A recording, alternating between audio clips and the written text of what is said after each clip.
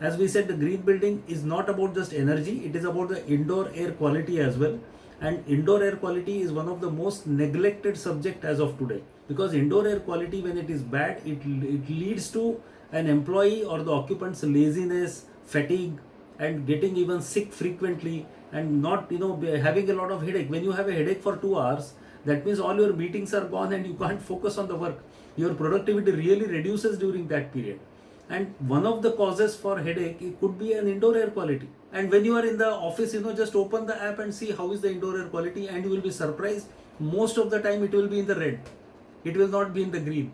Coal, for sure, I think within next 25 years or 30 years there will be no more thermal power stations, because there will be no coal available worldwide. The whole reserves of the coal are getting depleting very fast.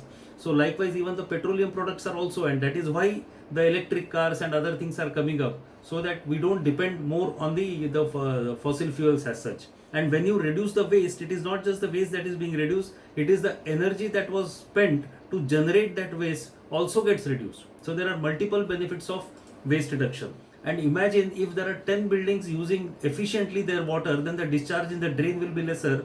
And the treatment plant, if there are say 5 plants, maybe only 4 are required or 3 are required. IoT is still in evolving stage, by the way. We have been hearing about IoT for last 5 years, 10 years, but it is, the application actually on ground has been, in my personal view, I think it is definitely lesser than what the hype has been created. And there is still a lot of potential for IoT, that how it can be applied. When we construct the green building, it is not just that you buy Italian marble and you buy something from Russia and something from Mexico and something, and build something. No, this doesn't become a green building. Green building says that the material that is used for construction should be ideally from the rubble. It should be which has been already used its life.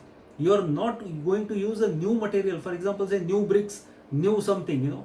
But the reason is because if you are using new material, then it is already used there is some energy consumption has happened in making that material. So during the construction, if you are using the material which is already from the debris and rubble of another building which has been demolished somewhere nearby, then you get the maximum points for that. It says buying 1 bag of cement from a company which is using only the state electricity board power or the generator power, and compare it with a bag of cement which is purchased from a cement plant which is using a lot of solar energy into its premises, then that gets higher points. So whatever material you buy for constructing, if the manufacturing facility has got renewable energy installed in them, then they get a higher point in that. Any green building with a preliminary thing, like when you go to a doctor, first he will put a stethoscope, and then he will check your pulse. These are the first things he will do before asking further. Likewise, any green building certification, first they will come and see is how much of natural light you are using for your lighting requirements. It should be maximum. Now LEED rating is a pioneer one, it is primary one, and it is still very popular. But that is not the only certification agency in the world. In India, we have an adaptation of LEED which is called Griha scheme.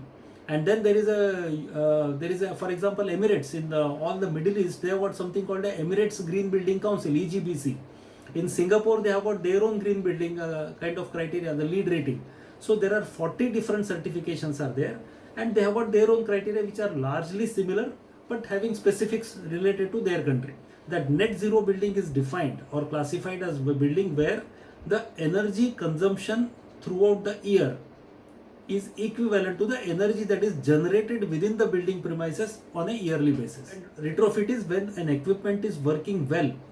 There is no breakdown, it is not stopped, it has got some life still left, but you find that there is an more efficient model of that particular equipment available in the market, then you replace it. That is called retrofit. So if any of your facility has got a window ACs which are more than 8 years old, then definitely it becomes a case for retrofit, where you can change it with a new model available in the market, and your consumption will be definitely somewhere around 75% or 80% of the current one.